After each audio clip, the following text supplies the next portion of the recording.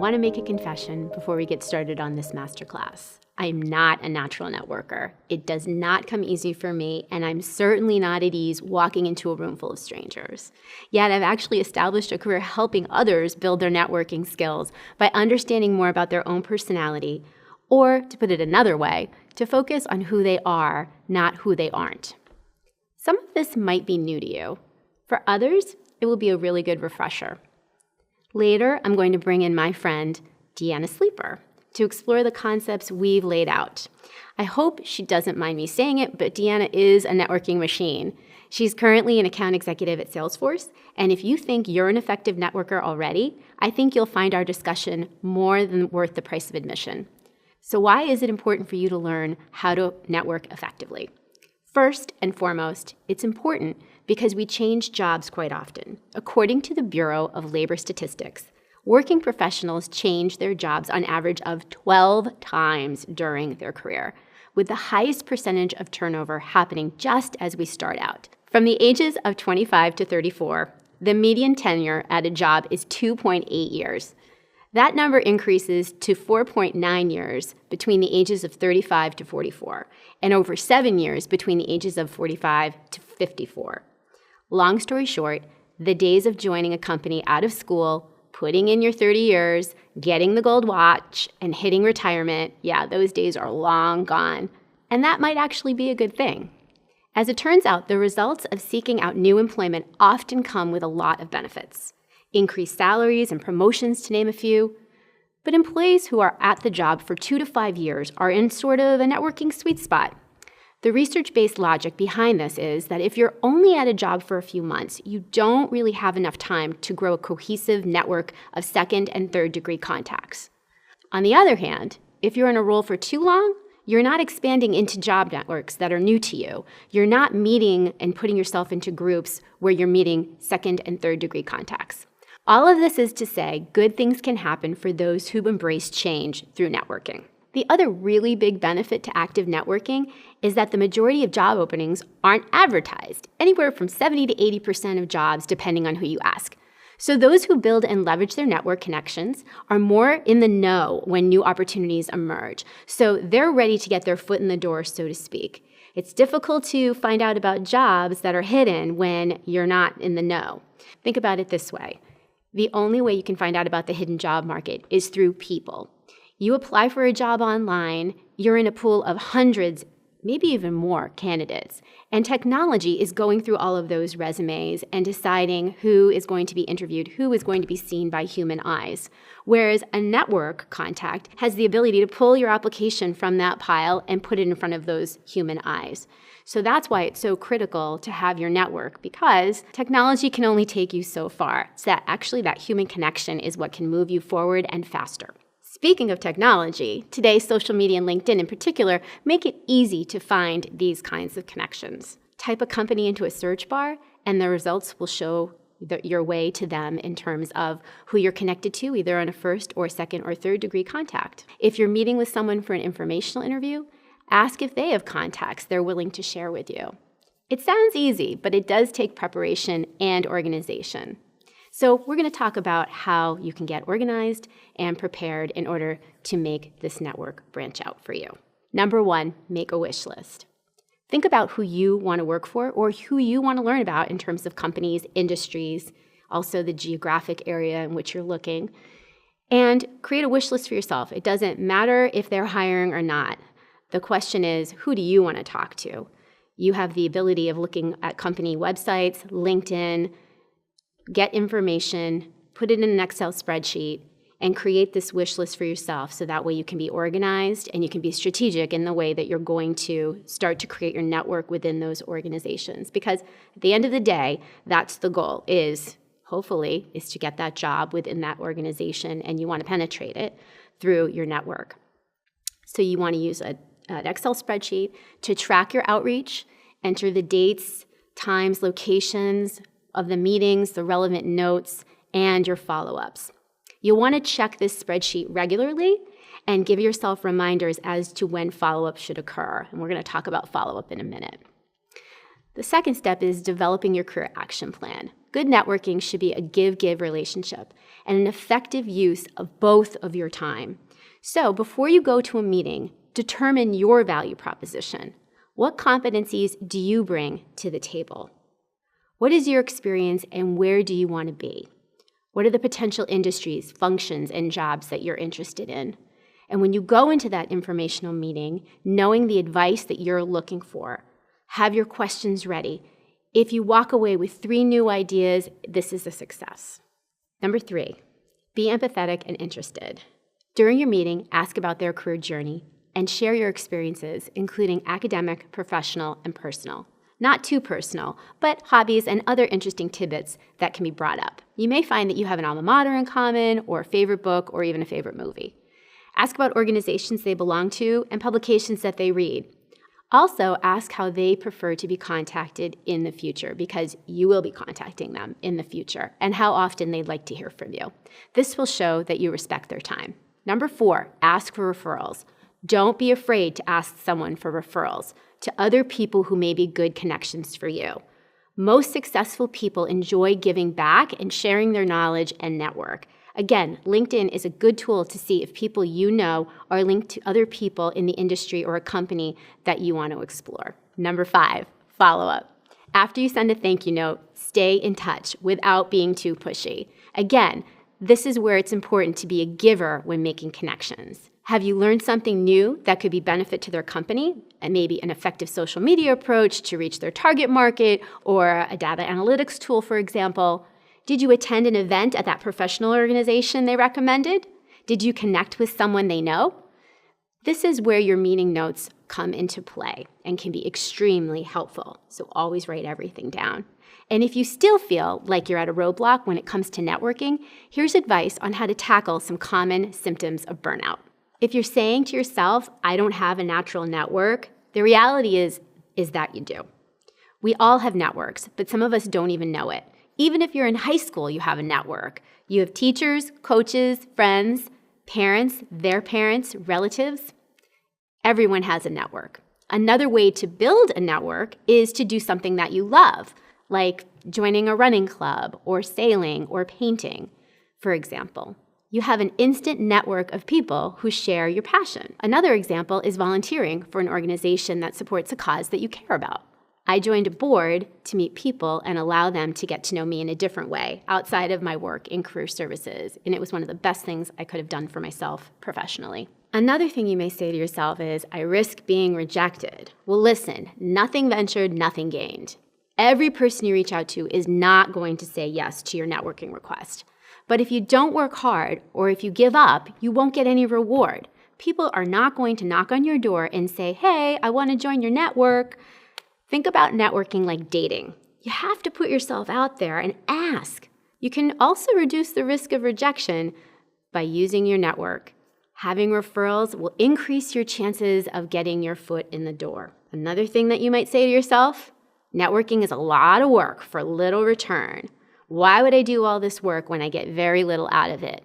Well, I'd put it another way. Network is a lot of hustle for small but valuable gains, sometimes invaluable in certain cases. Networking is a learning exercise. Talking to people will give you different ideas and options, and that's the reward. Maybe you'll hear about a job or an industry that you'd never considered before. It may seem like a chore, but it keeps you professionally healthy and connected. And it's something that you need to do. Here's the caveat. Don't wait until you're desperate for a job to reach out to people. Networking is a cumulative process. You don't want to try to cram the night before a final exam or starting to work out a week before a marathon. If you've built up a healthy network throughout your career, when the time comes for change, you'll have a valuable network to leverage. If you think about networking as a mutually beneficial relationship, you'll be authentic and successful. Don't underestimate what you bring to the table, and try not to get too discouraged if every meeting isn't a success. Not everyone's going to be a fit, but when you open your mind to the possibilities, your network will start to open up too. Joining me now is Deanna Sleeper, a Bentley alum who's currently getting her MBA at Bentley, and she's also an account executive at Salesforce. Deanna and I have known each other almost 10 years, if you can believe it. I know, hard to say that we were 10 years older, but Deanna and I worked together. She was one of my students when I was coaching marketing students way back in the day. She was also a student in my class, in my information design corporate communication class, and then she also worked for me. So I've known Deanna a really long time, and in fact, we just saw each other very recently to catch up on everything that was going on with her and at Salesforce. So to start, how about we talk about how networking plays a role in your job? What's your day-to-day like at Salesforce? Days at Salesforce are never the same. So it's definitely a very challenging but exciting environment at Salesforce, and it's all about the people and how you build relationships both internally and externally. So my role as an account executive relies heavily on my ability to connect with my internal resource team and then relay that value to our clients and our partners.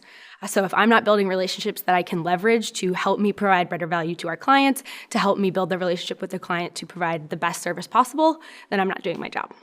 And obviously, networking is a critical piece of you being able to do your job as successfully as you have been doing it. I have always known you to be like the greatest networker on the face of the earth. I think it comes so naturally. I want to know, has it always come naturally to you, or is it a skill that you've built over time? Kind of give us your origin story about networking. Sure. So originally, I've always been an extrovert. I never found it hard to talk to strangers and chat with folks in public, find reasons to connect. But for some reason, the pressure of knowing I was walking into an interview or the pressure of knowing that I was walking into a networking event where the goal was to network, I would clam up. So for me, I really had to work on managing how to bring my extroverted personality to the table in those type of situations. So I've just worked with practice. You can fake confidence all you want until you get into the room, but then you really need to hone in on those skills of networking and challenging yourself. And with practice, you get more and more comfortable each time. So speaking of challenging yourself, I will never forget when we were talking one day, shortly after you had graduated, you had started your career at Oracle, and you came back for an event, and we were talking about networking of all things, and you said, yeah, I make it a point of meeting someone new every week and having coffee with them. I make it a point of every time I walk into an elevator, I always say hello to everybody that's in the elevator. So tell me more about that experience and how that helped you. It sounds like it helped you gain confidence, especially being new in a new role in a new company. You didn't know anybody. So can you walk me through kind of that experience and how you came up with that idea, and then how did you execute it, and then what was the result of that? Yeah, absolutely. So I came up with the idea. It was actually offered to us as a challenge by one of the trainers in our new hire training. And a lot of folks let it go in one ear and out the other. And I thought, I am so green at this company. I don't know anybody. And my only friends so far are the folks in my new hire class. So if I don't challenge myself to actually say hello to the folks that I meet in the elevator or, walking by in the hallway or in the cafeteria, then I'll never meet anybody else besides my original group. So I did make sure that I just said, hello, nice to meet you. What division are you in? What organization do you work for? What floor do you work for? And then just hearing I work on the third floor, you know something about them. You now have a touch point. You could chat with them in the cafeteria the next time you see them. And then, when I found particularly good role models, I would ask them for coffee or lunch just so I could pick their brain a little bit more. It really helped me expand my network beyond my original new hire group, which was really important. That's fabulous. And so did you continue to connect with those people? And how frequently did you do that? I still meet with some of the folks I met during those days. I do. Wow. Some have become really good friends, and we're friends on a personal level. Some are now my business mentors, and I'll reach out when I'm having a particularly challenging issue going on or when I just need advice on how to get through a particularly challenging topic.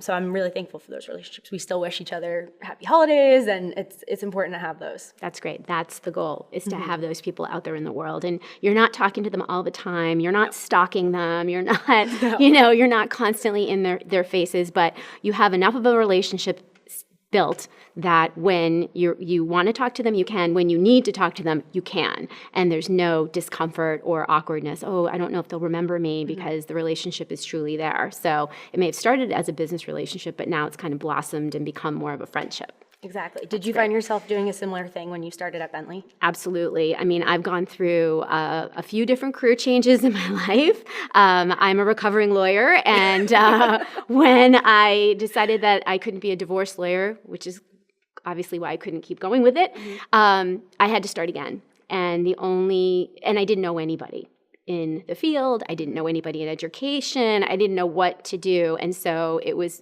I naturally figured it out for myself, which is I just need to start talking to people. I need to start identifying people that are out in the field. And this was pre-LinkedIn, by the way, which was, in the dark ages where you actually had to open a phone book and right, and call schools. There weren't even really good websites up and running at that point in time. And it was literally cold calling people and asking them if they'd meet with me, telling them that I was in a transition. I wasn't looking for a job. I was just looking for information.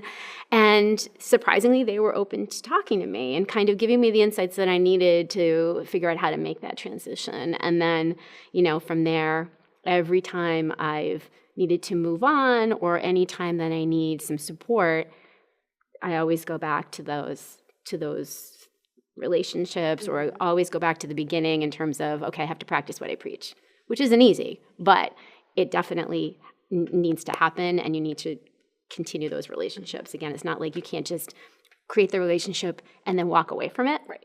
Expecting them to invest in you. So it does. Exactly. It needs to be cultivated. Absolutely. So yeah. So that's great. So as successful as you might have been in the past, it's not always a success. They aren't all wins, right? I'm sure you've experienced some fails in your vast networking career. So can you tell us a little bit about those experiences, what happened, and how you learned from them? Yeah, absolutely. It would not be a day in sales if you didn't go through a couple of failures. So I think what I do is I just rely heavily on the network that I've built so far. And I go back for feedback. So I have a really good relationship with my team, my leadership. And if I see a situation where I've particularly failed in building that relationship with a partner or a client or internally, I go back and ask for feedback from my trusted network. And I say, what could I have done differently? What could I have changed about the way I handled that situation, whether it be an internal conflict, an external handling of a challenge with a client?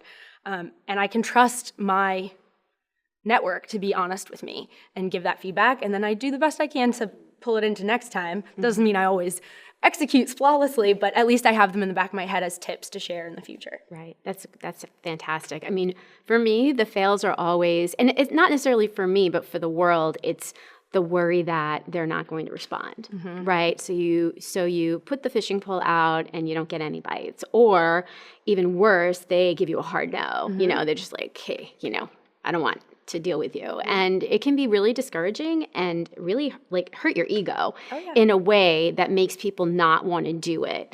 And I think that that's the biggest takeaway when it comes to the fails, is that you can't stop doing it. Right. Just because you fail doesn't mean that you don't have permission to stop, basically. You have to keep going. Exactly. It's almost like you have to use the anger of getting rejected to energize you for next time. It's almost like when someone breaks up with you, it just energizes you for that next relationship. You just got to keep going until you hit the right person. And the other thing is that sometimes you connect with people thinking they're going to be the greatest contact and the greatest person in your network, and they turn out to be a dud.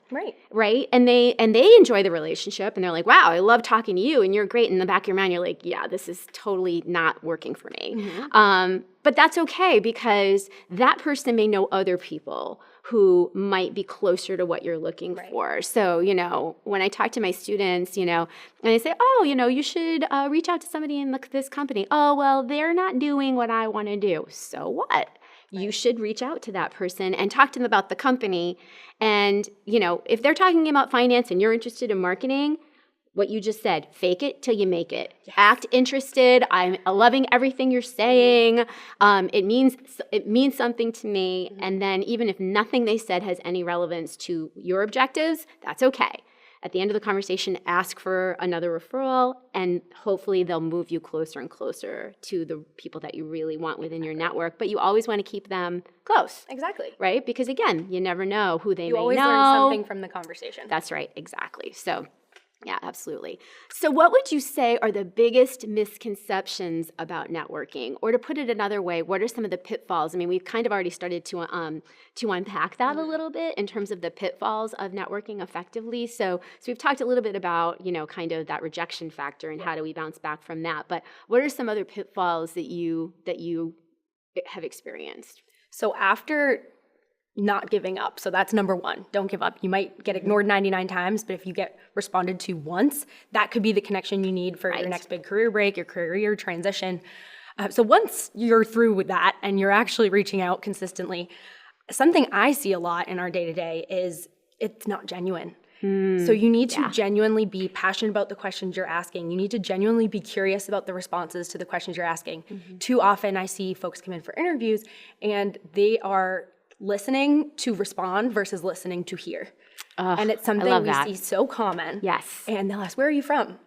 Just to respond with, I'm from here. Right. Yes. And you didn't listen to, you might not even heard that they're from a particular town that you have an aunt from. You might have made a connection had you been listening to comprehend what they said. So that's one of the biggest pitfalls I see. You ask someone at the end of a conversation, they might not even remember the person's name. Yes. Which can be a challenge. You're worried about making sure you introduce yourself properly and you shake the hand firmly enough. But remembering a name and remembering what they say is so important to come across genuine. So that's something I see so often where folks are just asking questions to ask questions. Oh, do you ski? Oh, do you play soccer? They don't really care. And if they don't, that is so transparent. Yeah. So you really need to come across passion in the questions you're asking about the topics. Why are you interested in finance? Make sure you relay that. And then secondarily, make sure that you are passionate about the career that you're looking into and relay that, because if you're not genuine, people will see right through it. Yep. Excellent advice. Absolutely. You got to be for real. Got to keep it real, people. Got to keep it real. Okay. Do you have any stories about how networking has either helped you land a job or helped you in your professional development within the job that you have?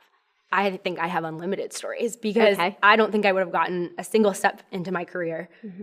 The 3 professional positions that I've held so far in my professional tenure without networking. I think I got my first job through networking in the career services office at Bentley. Shameless plug. We're awesome, but I did. By the way. No, I'm just kidding. You're not kidding. Then secondarily, I made enough connections in the company I was working in primarily, where I found my next big break, made enough connections there to the point, and I was telling this story earlier with Alyssa, when I walked in for my interview at the 3rd professional position that I've held, I knew enough folks in that office where I knew more than the interviewer. And I was saying hello to everybody, and I was shaking hands, good to see you, long time no see.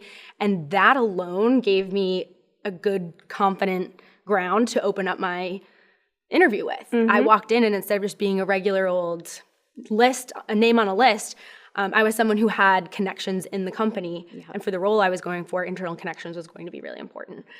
So I don't think I would have gotten anywhere in my career so far without, in terms of positions and getting the job without networking. And then I don't think I would have been successful in any of them without networking, because I can't tell you how many times, and this is a more particular story, but someone from a particular client that I've worked with will change jobs and then be my point of contact at a next company. And so if I had not networked and gone broad and deep into that company and really built relationships that went beyond the task at hand, which is normally solving a particular technology challenge, that relationship wouldn't relay over into my next success. Right. Wow. So it's really interesting that it's like the gift that keeps on giving. Exactly. Right? I love how the fact that the network created credibility for you. It was that instant credibility, right? I had the same experience. Again, like I've had so many different career transitions from the law to higher education. And then when I was in higher education, I worked for law schools.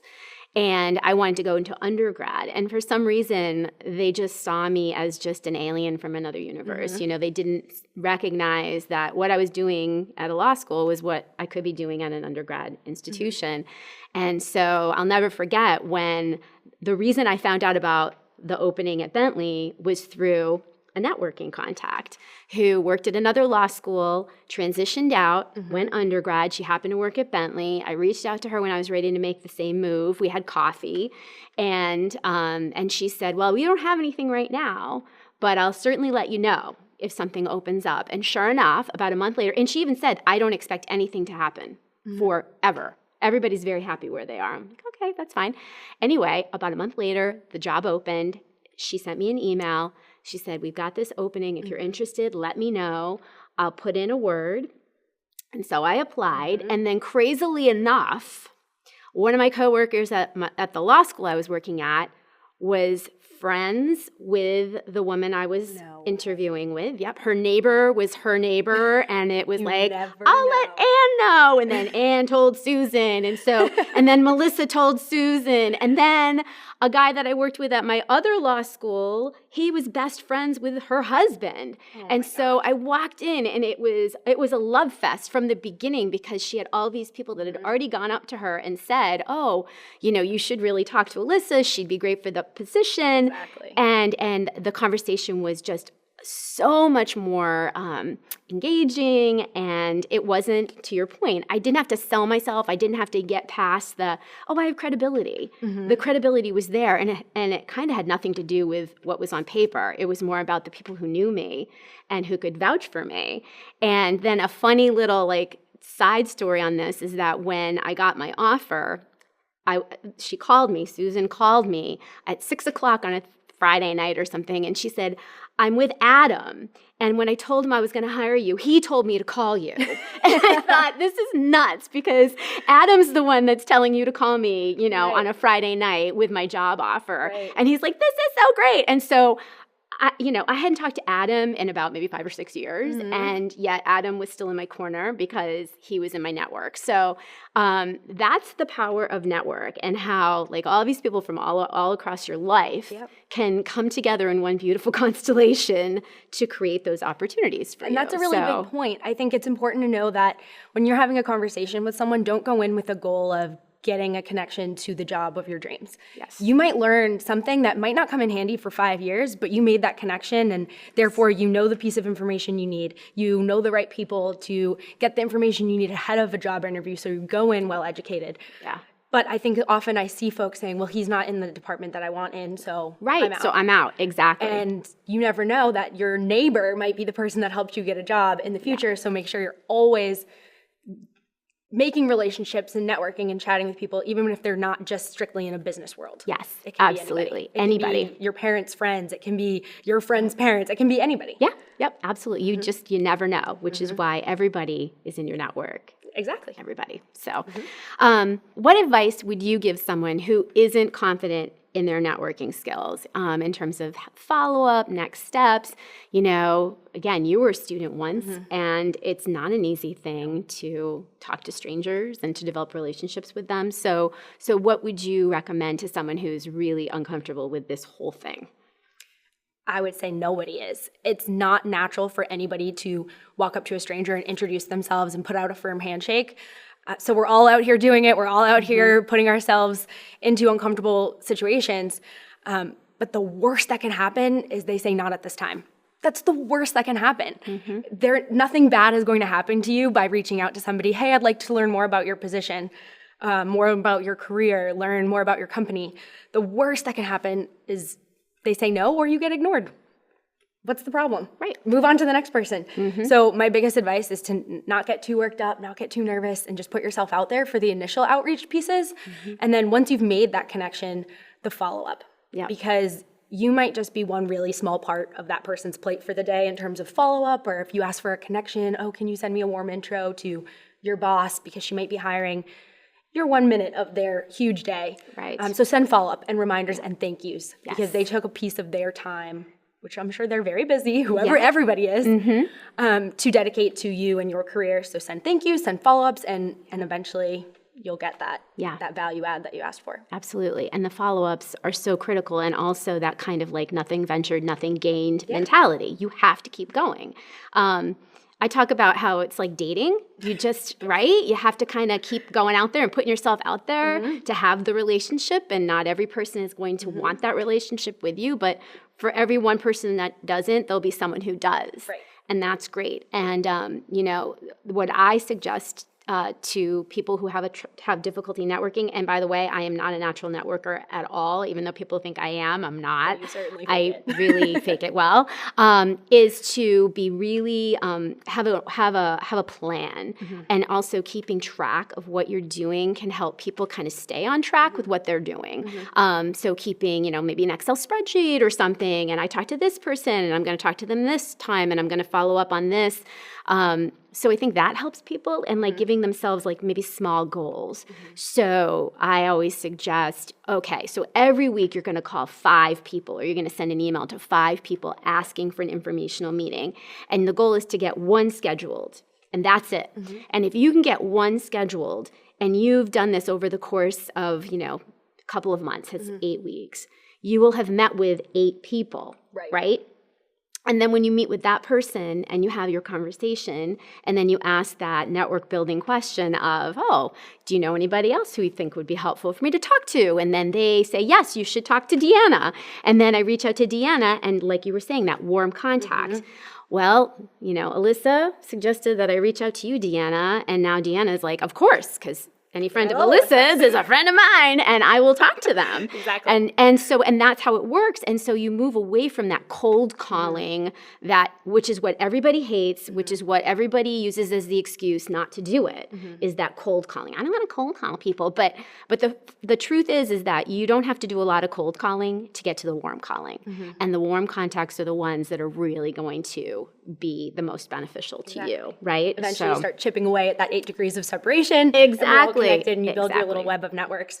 And I think something that I'll add to that in terms of advice going into a networking situation, if you know at all who your audience might be, say you're going into a networking event with folks from a particular company, or you're going to a networking event as a potential hiring conversation, do your homework and just go in with 3 to 4 points in the back of your head. Yes. Chances are you might not even need them. They might have very natural conversations running, but at least before you walk in, and you need to have your little prep talk with yourself of, I got this, you can say, and if conversation gets awkward, or I run out of things to say, or someone asks me a particularly weird question, I can pull out those 4 things. If you don't know who's going to be in the room, sometimes I do this with my own prospects and clients, I'll just think of a news story from that day that's relevant and interesting, or weird, funny, scary, whatever it is, and I can be like, did you see that? And then you break down that awkward networking barrier of, this is a cold outreach, hi, nice to meet you, my name's Deanna. Right. And it calms me down before going into a situation like that, just knowing, worst comes to worst, I have those 4 things in my back pocket, and I can use those when things get weird. That's excellent, excellent advice. I love it. Love it. Okay, great. So let's talk about role models. What type of role models set the best examples for how you network today?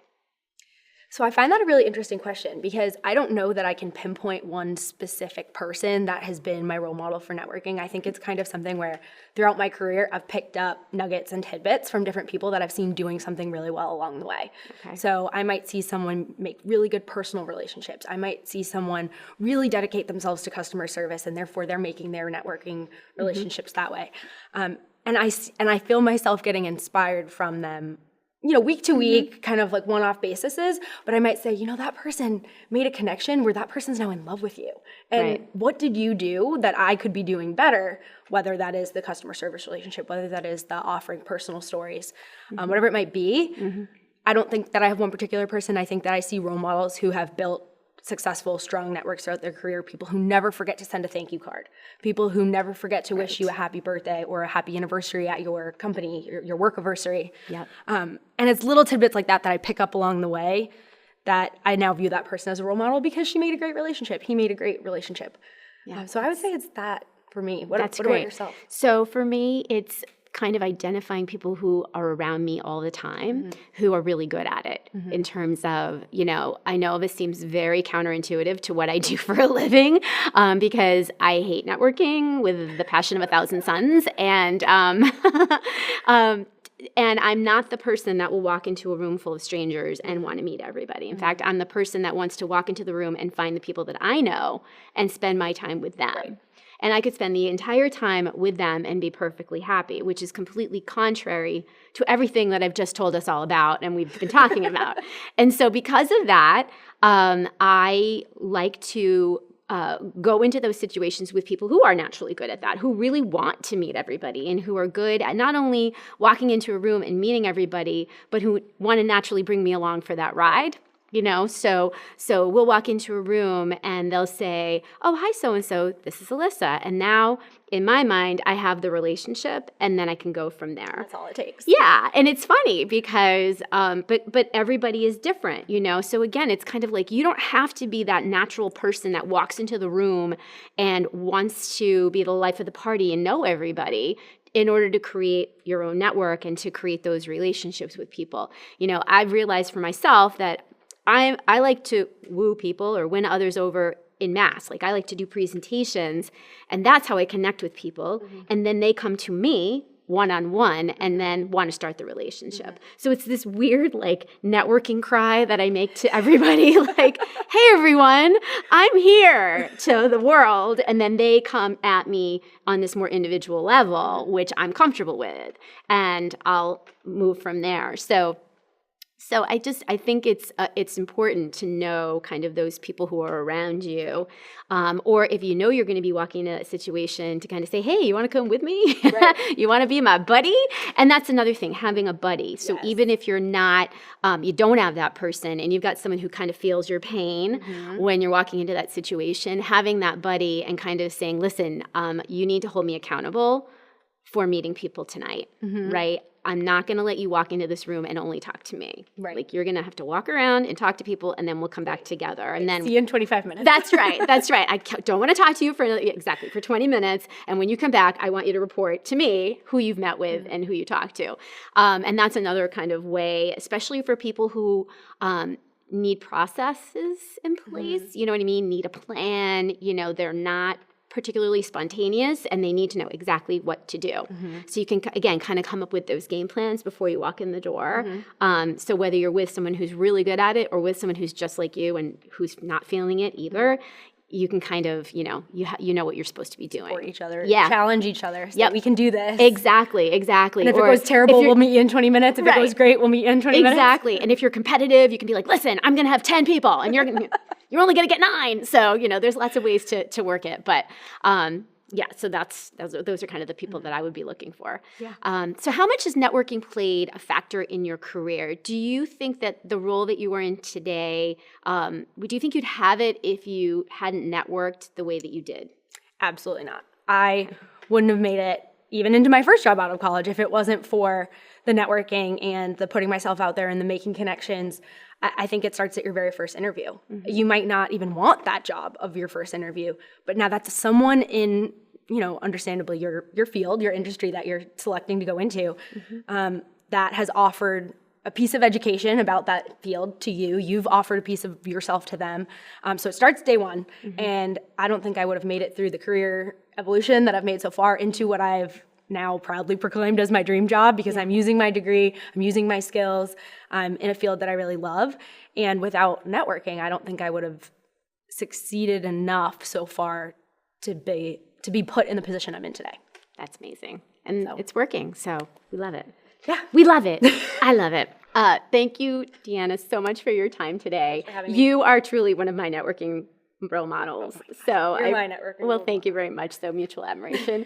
I really appreciate you sharing all your insights and your feedback and all of the things that you've learned, the loving and learning of networking. So I want to thank you all for joining us. This has been our masterclass on networking. So now you go out and shake someone's hand today.